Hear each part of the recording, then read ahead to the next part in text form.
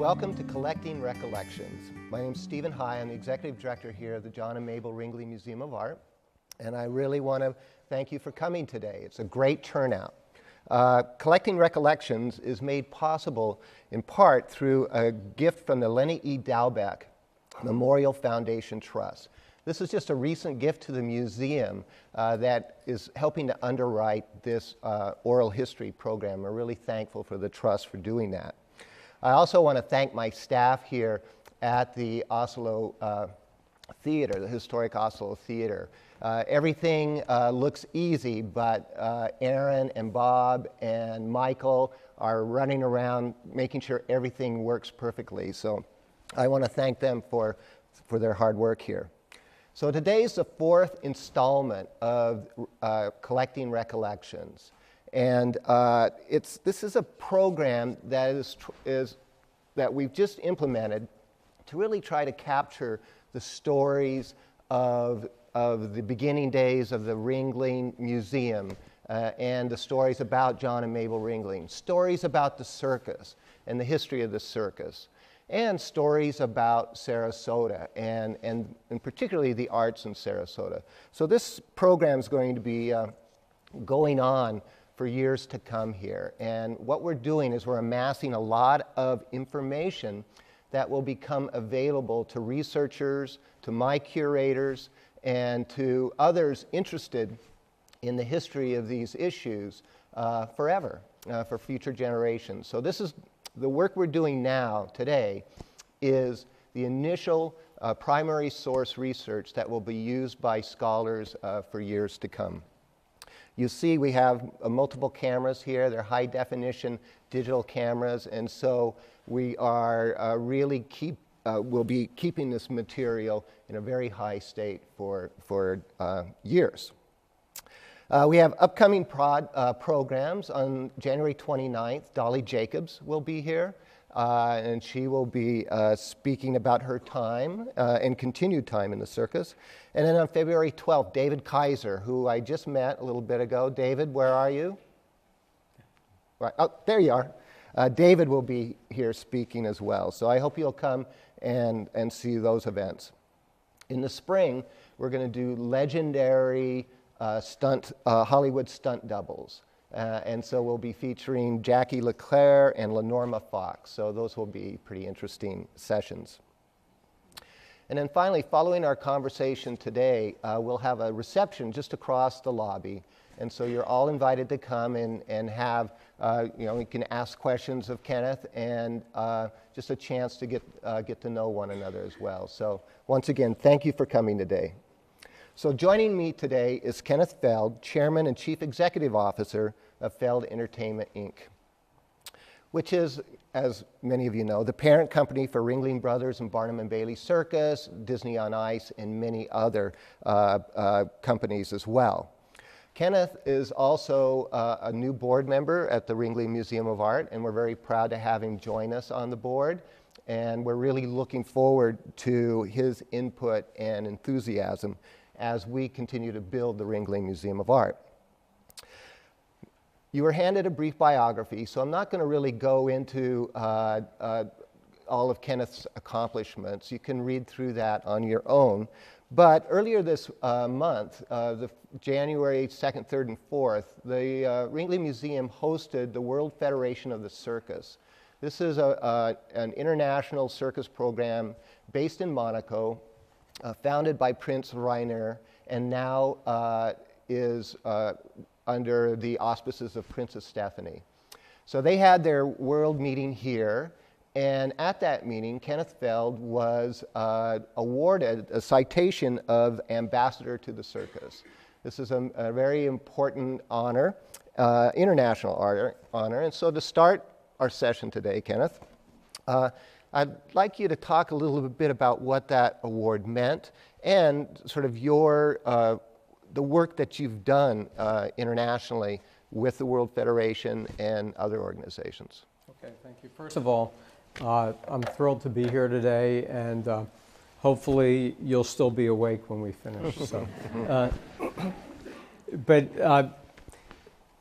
it was a great honor for me to receive the Ambassador award from the World Circus Federation. And it was started by Prince Rainier, and because he had this great love and passion for the circus, and he started a circus festival in the mid-1970s. And as it happened, my father and I acquired the television rights for that, and we wound up booking the talent for the International Circus Festival of Montecarlo in the mid-70s, and they would have the festival in early December, so it was a time when we didn't have circus rehearsals. So there was a lot of Ringling Brothers Barnum Bailey talent that we would bring over there.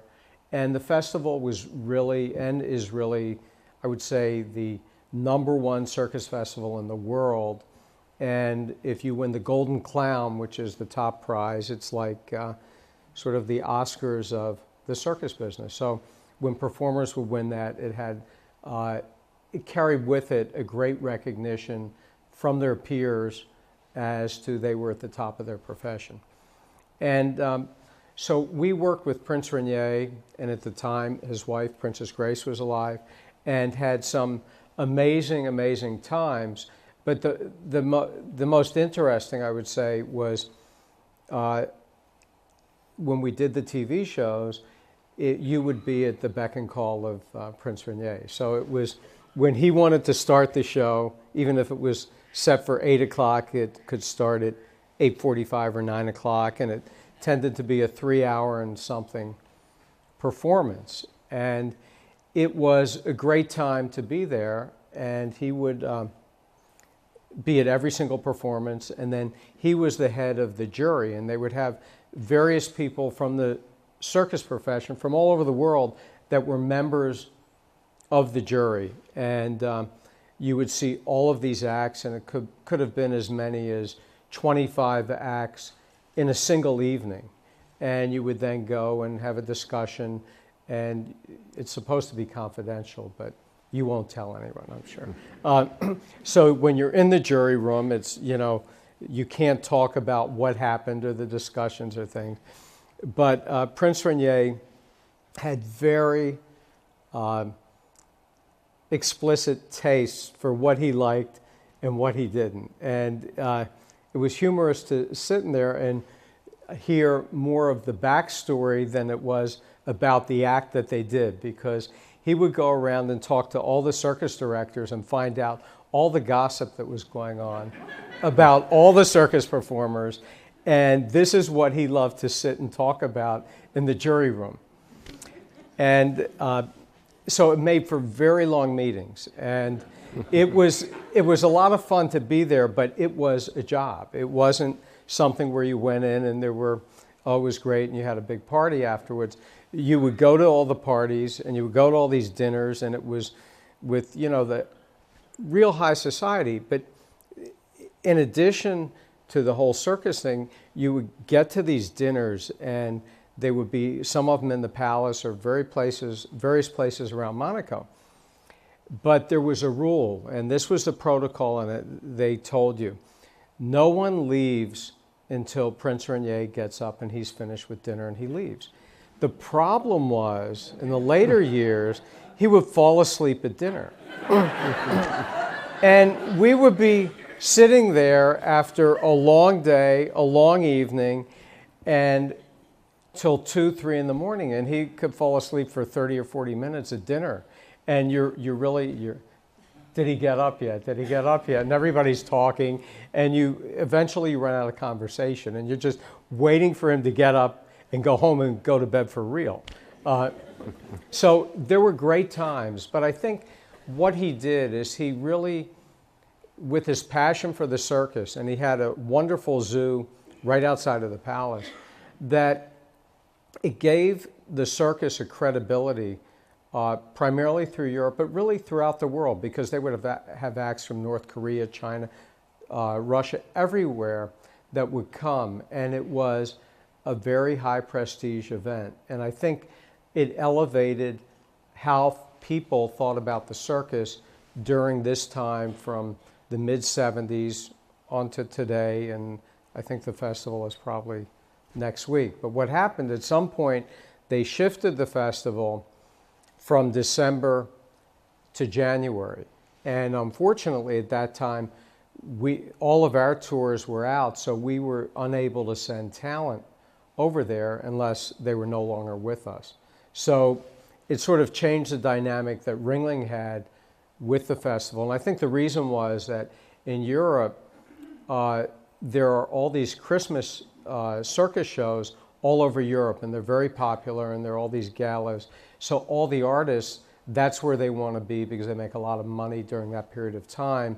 And then the festival in January, it's a very slow time for circus in the rest of the world, except for America, where we open the beginning of January every year. So that's sort of how it's changed with respect to Ringling there. But it's still a wonderful festival, and we send our talent scouts, David Kaiser and Vinicio Murillo, and they go and they look for talent. And the hope is that you've seen the acts that are going to be there before you go, and you've already hired them, and then they win an award, because otherwise they win the award and they want to get a lot more money than what you were willing to pay. So that's how it is. Well, congratulations on the award. So let's sort of go back to the beginning. We're coming very soon to the 50th anniversary of the Feld family's stewardship of the Ringling Brothers Barnum and Bailey Circus. So can you tell us a little bit about how did the Feld family get involved with the circus? It's an interesting story, and my dad, who really started in the drugstore business, and then that evolved into the record business, and then into the live touring promotion of music acts. And he was probably the first person ever to tour rock and roll any place in the world. And this started in the early 50s with Bill Haley and the Comets and Chuck Berry and Fats Domino. And then he actually found and managed Paul Anka for the first 10 years of his career. But the interesting thing was he would book these 80-day one-nighter tours, and that was 11 weekends. And if you can imagine being on a bus going every night a different city, was just like how Ringling Brothers Barnum Bailey started, where every day they did one-nighters. But he did it in all these arenas across North America, the US and Canada. So he became very familiar. And in the 1950s, the National Basketball Association and the National Hockey League only consisted of 6 teams. So there were these arenas that were going up all over America. It was right after the Korean War. People were coming back. There was a lot of municipal money, and they wanted to build these auditoriums, arenas, but there wasn't a lot of content.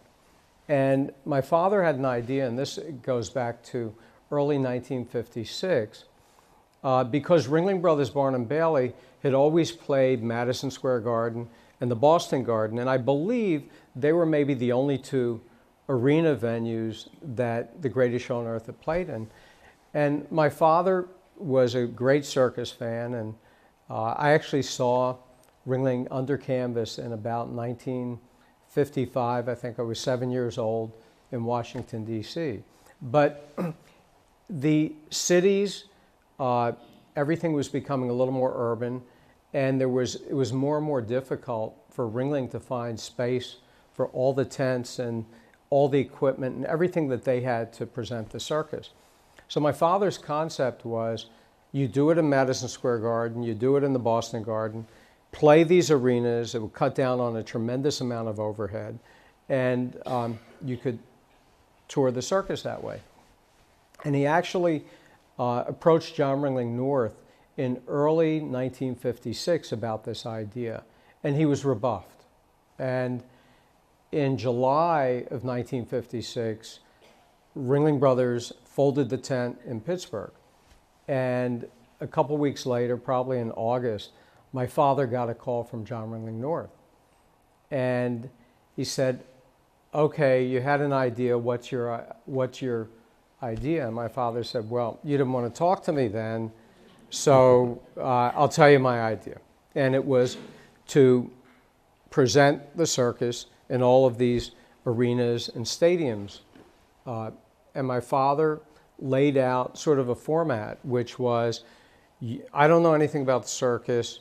You deliver the circus, you deliver the show, I'll do all the local marketing, local advertising, and I'll handle the local costs, you handle the show costs. And that was a relationship that started, and I think the first season was 1957, and my father cobbled together a routing and a tour that consisted of arenas and stadiums. And I'll never forget seeing Ringling Brothers Barnum Bailey at Griffith Stadium in Washington, where the old Senators used to play.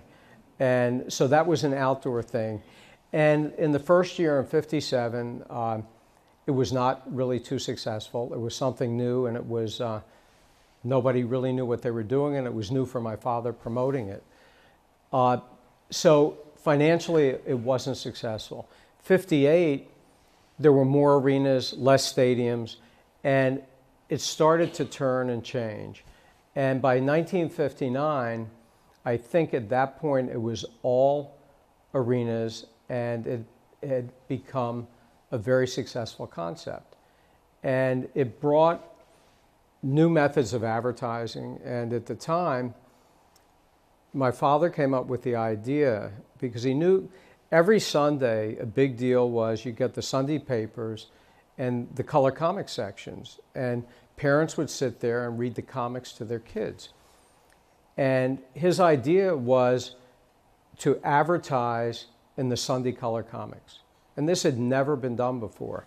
So he created ads that were coloring ads for the kids, but it was something very appealing, and he would buy half page, and you had to buy them far in advance because these were printed a long time in advance. And it was a real game changer in the marketing and how the business started to improve.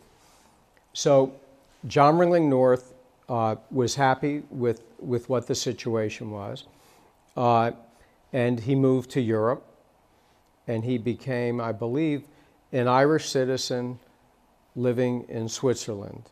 And at the time, it was the perfect thing because you paid no taxes by doing that. And John Ringling North wanted to own gold, and American citizens at that time were not allowed to own gold, and gold was pegged at $35 an ounce. So he could own gold, he could live the life he wanted to live there, and very rarely did he come back to the States. So when my father needed something or he wanted to meet with him, he would have to fly to Europe, and he would either go to Zurich, or he would wind up going to Italy, right outside of, or in Rome actually, to meet with him. And as time went on, the show was in somewhat of a decline, the production. It was a lot of absentee management. There was a lot of things that happen when you don't have real management on the ground. So my father saw that if the show stayed the same, his business was ultimately going to decline. So he went on a mission in 1967, and it was, I'm either going to be able to buy the circus that year, or I'm going to be out of the circus business and I'll just go on to something else, more in the music business or whatever it would be. So it literally took him the entire year to raise the money. And my father and my uncle were partners, and they went literally all over the country looking for money to buy the circus. And the price was $8 million. And finally, my father got a call from Judge Roy Hofheinz, who had been the former mayor of Houston and was also the builder and owner of the Houston Astrodome. And my father, he had called my father when it opened in '64. My father had brought the circus, but then provided all of the non-sporting entertainment in the Astrodome. So he said, I heard that you're trying to buy the circus, and why didn't you call me? So my father said, well, you know, you're always on the edge of being broke, and I didn't know that you would have the money. He said, for Ringling Brothers, Barnum and Bailey, I can get the money. So what happened was that he went to Wells Fargo Bank and found an investment banker in San Francisco, and they put up $4 million, and Judge Hoffheinz put up $4 million, and my father and my uncle put up $500,000, which was really for working capital. And our family then wound up being about third owners of Ringling Brothers Barnum Bailey.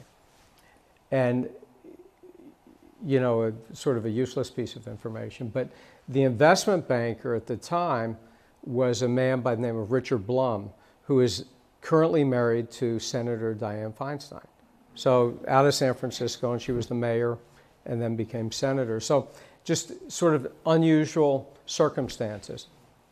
So the deal finally went through. We closed it November 11th, 1967 in Rome at the Colosseum, major event. And my father and uncle were the operators of the circus, and they had a minority ownership with basically Hoffheinz owning the remainder. Subsequently, what happened, Hoffheinz was always on the financial edge, and it was no different now. And that would have disrupted the whole structure of the operation. So in June of 1969, we went public with Ringling Brothers Barnum Bailey. And it was the first four-color stock certificate ever issued. And I think the stock came out, it was 64 times earnings, came out like $13 a share, never saw the light of day again. But people were buying the stock because it's $6 or $7 a share. It was a great piece of art to have the certificate that, you know, they would give away for birthdays and things like that. And it was beautiful. But we sold at that time 10% of the company to the public. So things with Hoffheinz, his health started to decline. So in 1970, and I just graduated college, so in about the fall of 70, I was with my father in Los Angeles, and we were trying to sell Mattel on a Saturday morning television show. And at the time, all the cereal companies, the candy companies, and the toy companies controlled Saturday morning television. So the owner and the chief executive officer of Mattel was Ruth Handler, who was the mother of Barbie and Ken. And her husband, Elliot, was the toy inventor of Barbie and Ken and all these other things. So we're in this meeting, and she says, if I'm going to pay you this much for the TV show, I'm going to buy the whole circus. My father thought, well, in light of the current circumstances, maybe that was a good idea. So we then sold Ringling Brothers Barnum Bailey in '71 to Mattel. So they owned 100% of it. We had employment contracts, and we worked there. Well, and we received a lot of Mattel stock for this stock that we had in the circus. Unfortunately, they were not forthright with us when we did the due diligence, and the numbers they gave us were wrong. The stock went from a price of somewhere around $40 to about 50 cents a share. So we have employment contracts, a little bit of change, and we're running the circus. So fast forward now a couple years to 1974, and the circus is really doing well. We're a little miserable working with Mattel, monthly going out for meetings about how to run the circus, which no one really knew, and we were still sort of in the learning process of it. And then the then CEO of Mattel came to us, and there were all these class action suits brewing. So he said, what can I do for you so that you won't join in the class action suit? So we had thought about suing and all these things, and that never really worked. So what we said was, let us run the concessions of the circus. And that was all the merchandise and the snow cones and cotton candy. And we'll still manage the circus, but then that would be equitable for the damage that had been done on the initial purchase. So that's ultimately what happened. And so we owned the concession operation. The circus was owned by Mattel. And fast forward again to 1981, Mattel got in trouble because they had overextended themselves into other areas. They owned Western Publishing, they owned an aquarium company, a playground company, a movie company, and they owned Ringling Brothers Barn and Bailey that had nothing to do with the toy company. So this was Jimmy Carter days, interest rates 20%. And at that time, my father and I, we said, because they had to sell it, otherwise they couldn't have been able to continue. So we became the logical buyers. And in March of 1982, we borrowed a lot of money. We put up a little money because we put up everything we had, and we signed personally on houses and everything else, and bought Ringling Brothers Barn and Bailey. And that's how it ultimately came back into the Feld family, and it's now and continues to be 100% privately owned by our family. Okay, so now I have to go back again for a minute. Because when my father bought the circus from John Ringling North, before he did it, he had a very specific idea of what he wanted to do. First of all, you have to understand, at the time, in 1967, 125% of the profit of Ringling Brothers Barn and Bailey came out of Madison Square Garden. So what it tells you is that they lost money every place else. And so my father's idea was to create a second tour of Ringling Brothers Barn and Bailey, equal in size, in scope and quality, everything. And that, when he mentioned that to the then management, they said it can't be done, it's impossible, and the public won't go for it because there's only one greatest show on earth. He was determined, and he knew that he could do it, but he also knew he needed certain things to be able to accomplish that. Number one was clowns. And at the time, there was no place to go and find clowns. So in 1968, he started Ringling Brothers Barn and Bailey Clown College. And actually, the first dean of Clown College was the curator of the Ringling Circus Museum here, Mel Miller. And Clown College, everybody said, oh, this is a publicity stunt, and it'll never work. You can't create clowns. Well, over time, it became the ultimate opportunity for people in this country and later all over the world that wanted to be in the clowning profession. There was no way to get in until this. And some of the people that you know today, aside from the people that were just clowns on our show and then have gone on to different positions within our company, but Bill Irwin, who is Tony Award-winning actor, Penn Jillette of Penn and Teller, they were all Clown College students. There were people that have won Academy Awards for makeup.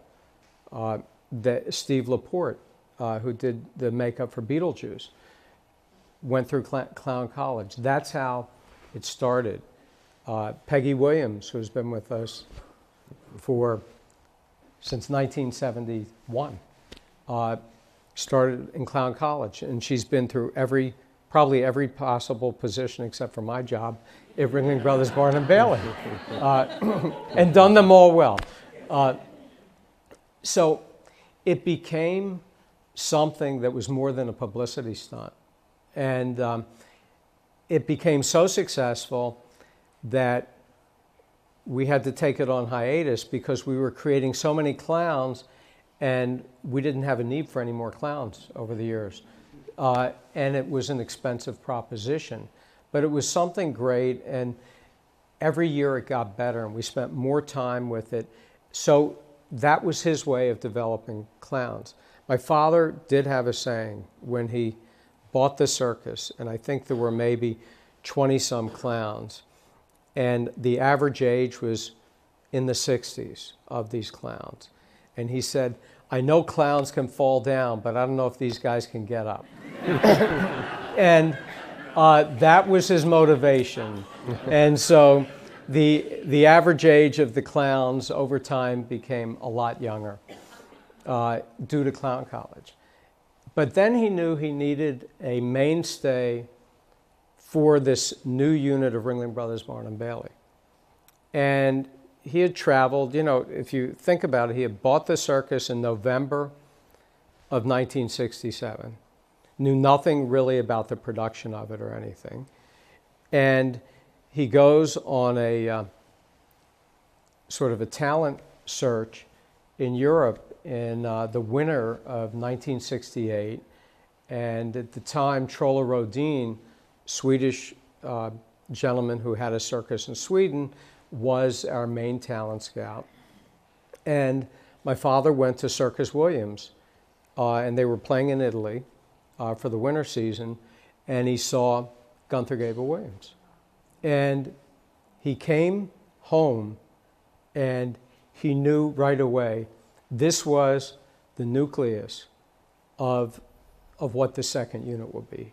So he said, I'm going to buy Circus Williams, and I'm going to bring Gunther Gable Williams here. Well, what happened was we went back in the summer in Hanover, Germany, and I was with him at the time.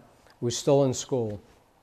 But I saw Gunther for the first time, and I knew right away what he saw and what he felt. So we then had a negotiation with Corolla Williams, who owned Circus Williams, and we couldn't buy the circus. So we leased all of the animals, and at the time I think it was 9 elephants. Gunther had never had a tiger act. We said we need to have a tiger act, so he had bought tigers that he had trained. So it was a group of 9 tigers. He had a mixed act with an African elephant, an Asian elephant, and 1 tiger, but that was the extent of it.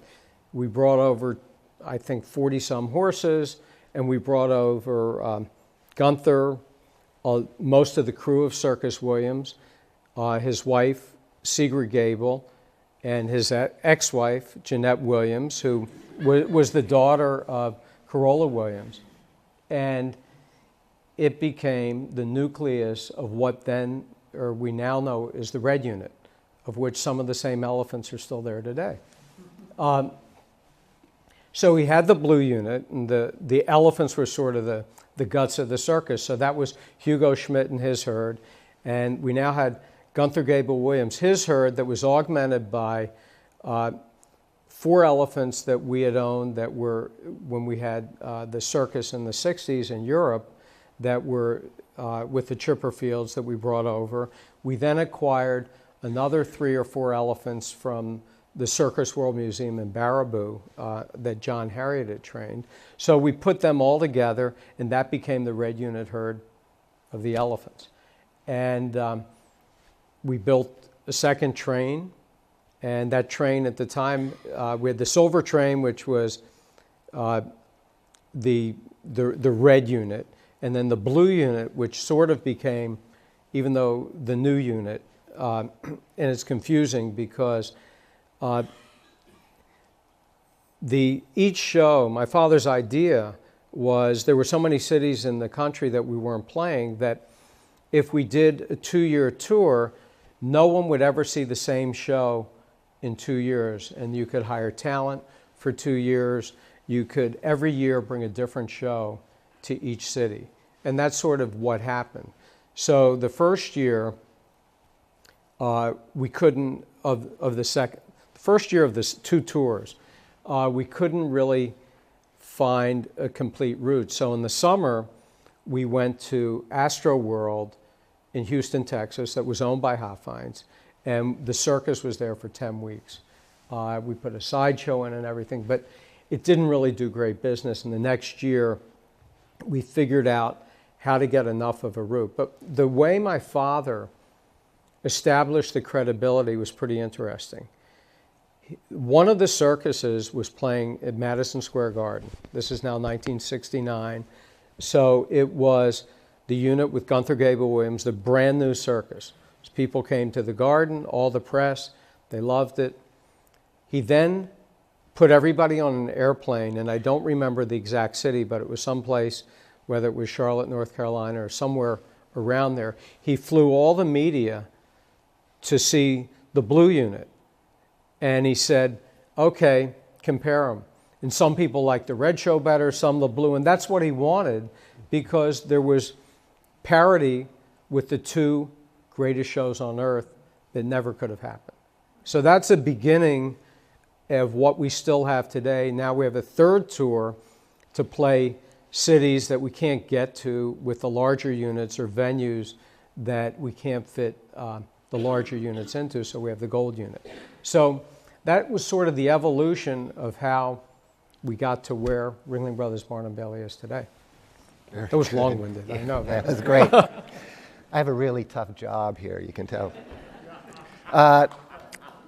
Over your time in the circus, what's the biggest cultural change that you've seen happen?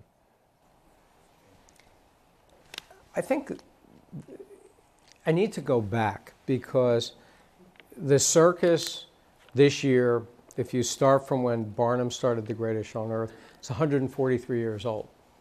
The only way it has survived, and long before the Feld family was ever involved, is that it changed.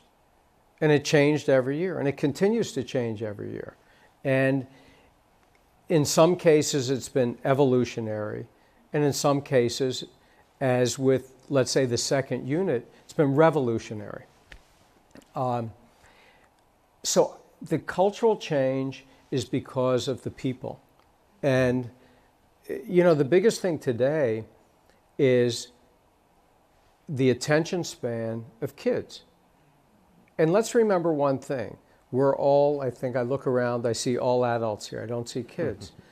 But the circus and the future of the circus has always and always will be kids and families. And so the entertainment has to be something that adults can enjoy, but more importantly, that adults can enjoy watching their kids or their grandkids enjoy. And that, I believe, is the essence and the secret of long-term success. So what do you have to do? You have to change with the times. You have to talk to the audience. And you have to talk to the audience of today. And who makes the decision? It's the moms of young kids. That is our customer. That is who we want to appeal to. And if we get them, and she will bring her children, then we know we have something that will last into the future. Well, getting back to really limited attention spans, think about it. If you're watching TV, what's the time between television commercials? Maybe it's 7 or 8 minutes. We never want to have an act that extends beyond that time. And that's really how long you can hold someone. Then you have to change the environment.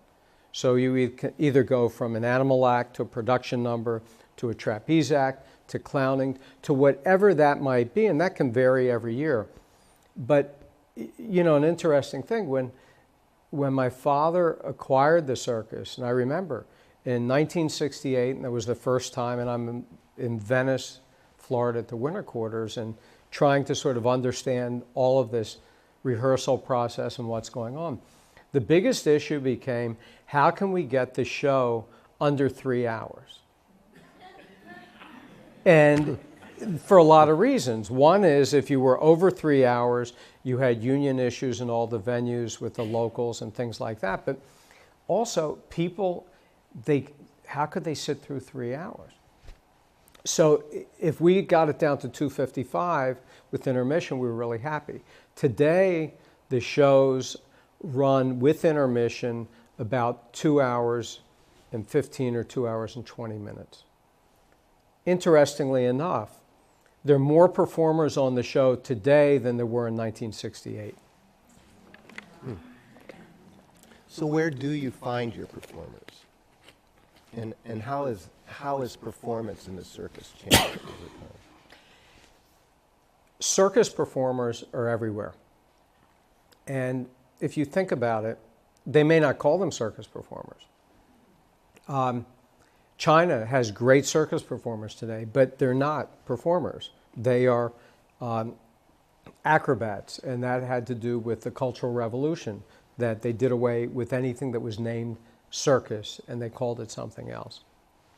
But you can walk down the street. I mean, I've hired acts in Venice Beach in California, and you know, BMX bicycle riders, which would, if they were in the circus 60 years ago, would have been the most spectacular bicycle act that you had ever seen. These are now kids on the boardwalk on Venice Beach with a hat out there for $5 or $1, whatever it is, doing stuff that was unheard of 60 years ago. So you can find performers any place. I mean, we had, some years ago, we had skiers, and that was sort of the beginning of freestyle skiing, and we got a bunch of skiers from Utah and from Quebec, Canada, and we put them on a ramp 40 feet in the air, and they came down and did flips into an airbag. Is that a circus act? Who knows? People loved it.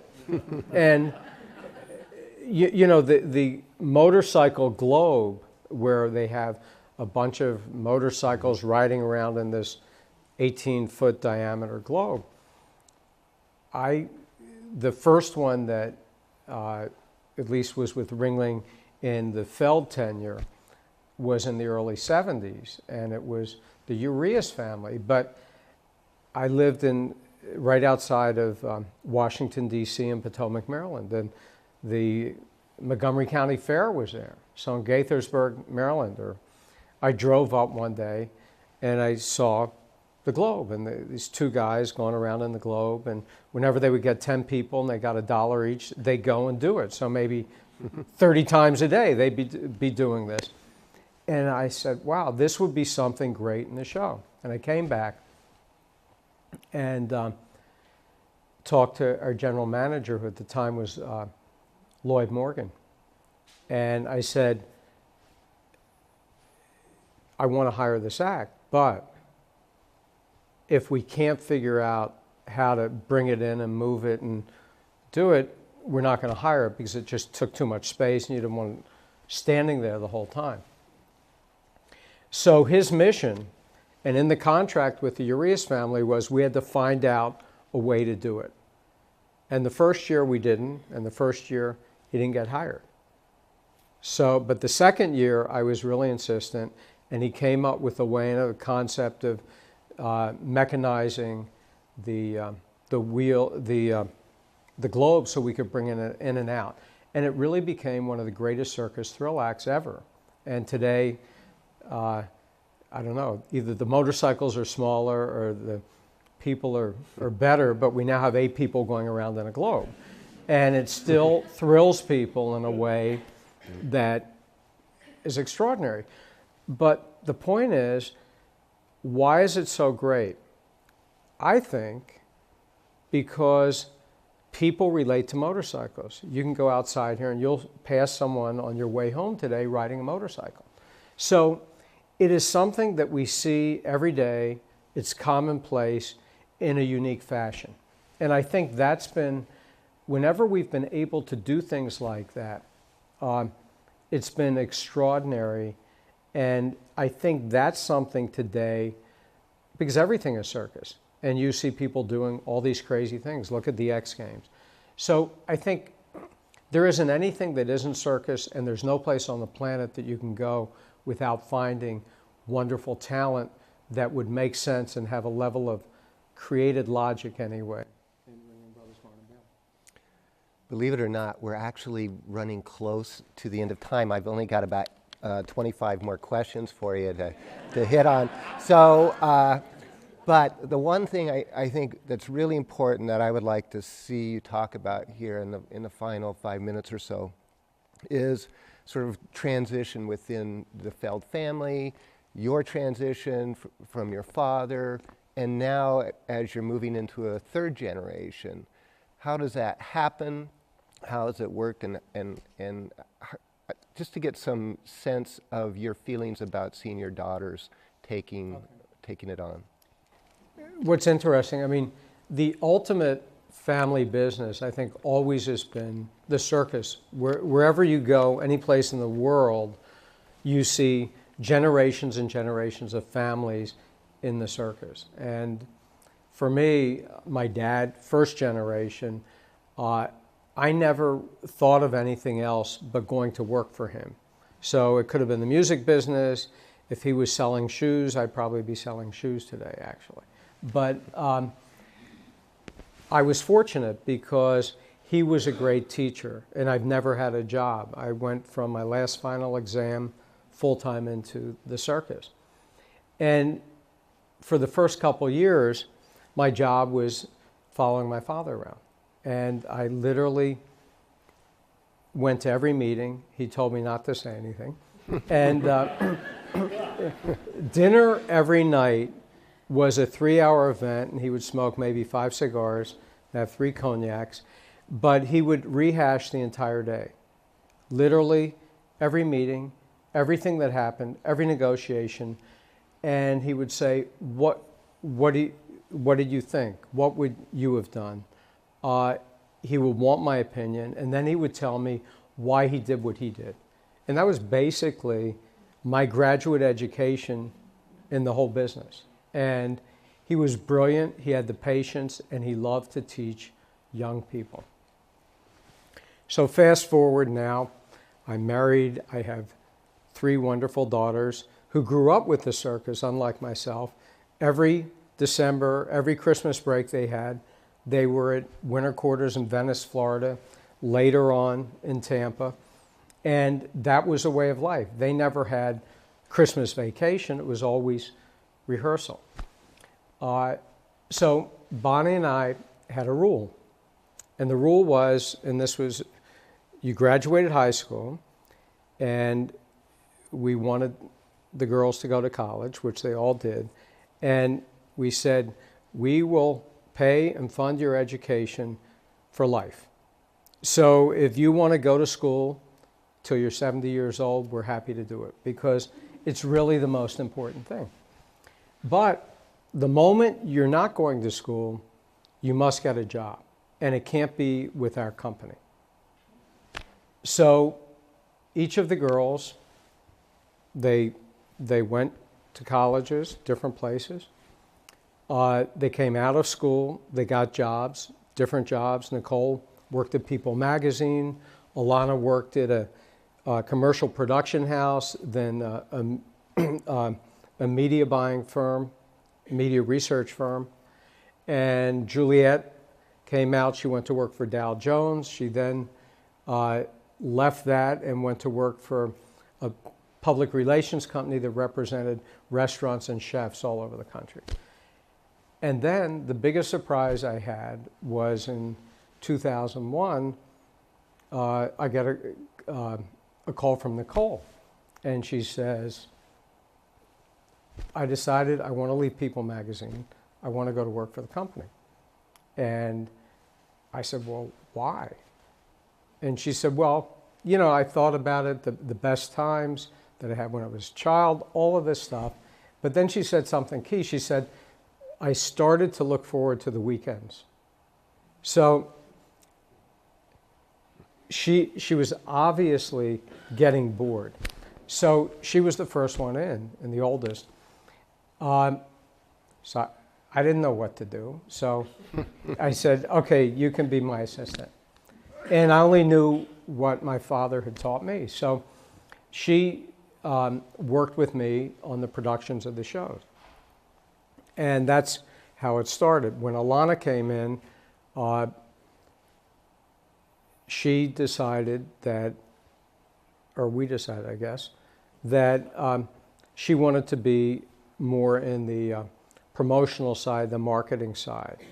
And that's where she started. And she became a promoter, and her first date for the Circus, I think, was the Gold Unit in Syracuse, New York.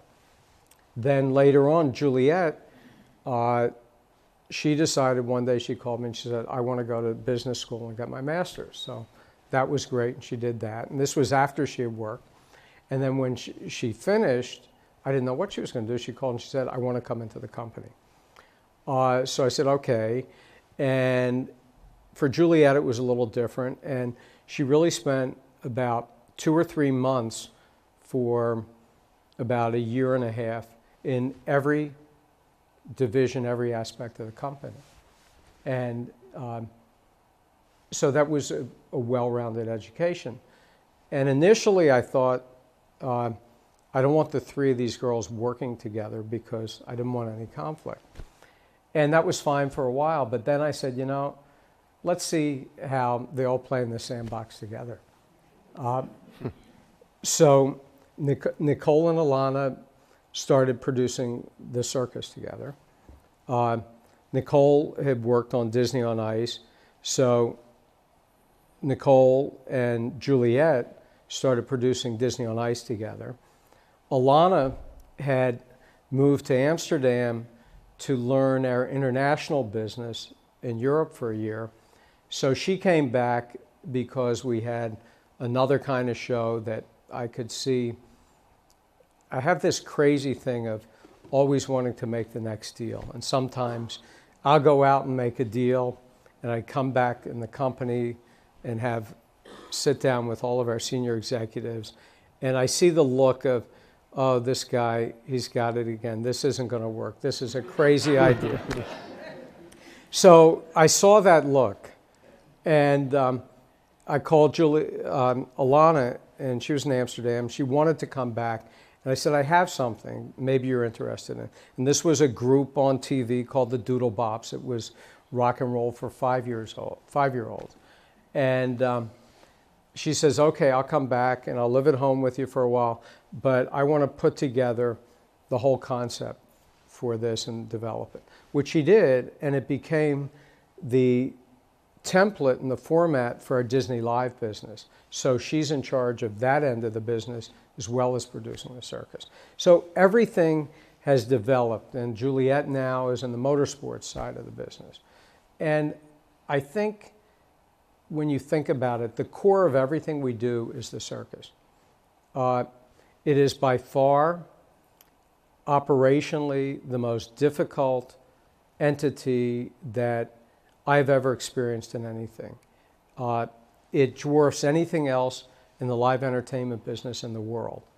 And I told the girls, if you can learn to produce and learn to operate Ringling Brothers, Barnum and Bailey, there's really nothing that you can't do in live entertainment. And it's true. And I remember, because after that, Nicole went into the ice show side, and she, oh, how am I going to do this? I said, it's different, but it is a lot less complex. And it's true, and it's true today. And I think the reason why we've had success in other areas of live entertainment is because of the knowledge base that we gain and what we learn from the Circus we use in every other aspect of the business.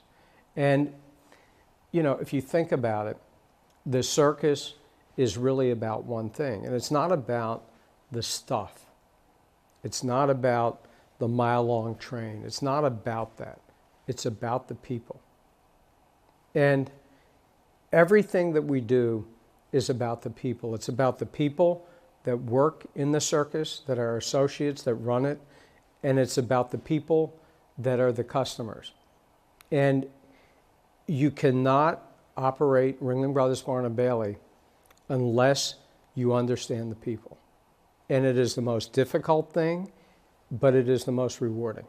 And, you know, if you think about it, what other entity has 15, 20, 30 cultures in one place living together at one time.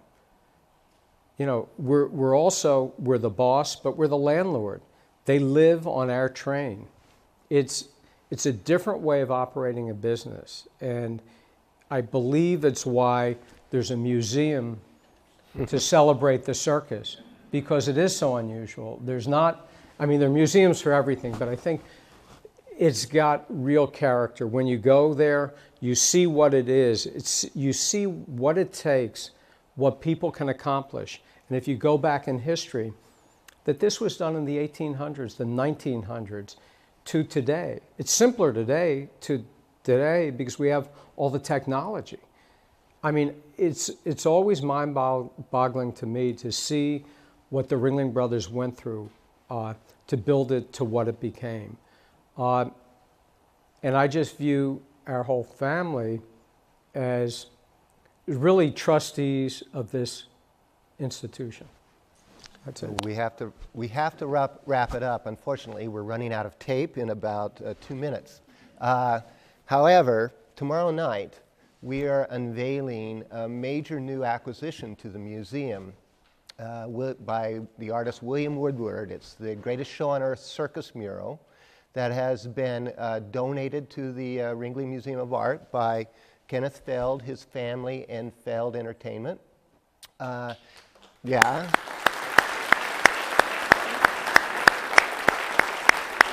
And the wonderful thing about this mural is exactly what Kenneth was just saying. The mural is all about the performers. It's all about the individuals. And so everyone that is in that mural, who's still alive, has been invited to be here for the unveiling. And I think, Peggy, we have how many? 12 or so performers who are actually going to be here. Some of them are still performing in South America or around the world somewhere. So next time you're on our campus, please walk down to the Tibbles Learning Center. And I have to also thank Howard Tibbles for letting us put this huge mural, it's 42 feet by 22 feet, in that building. But it looks spectacular, and we can't wait to unveil it tomorrow. So Kenneth, thank you so much. Thank you very much for this.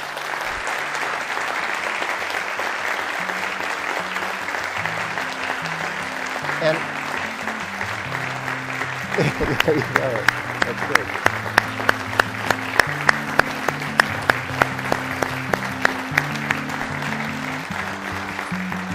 Thank all of you for coming today, and please join us across the lobby for some refreshments and conversation. Thank you.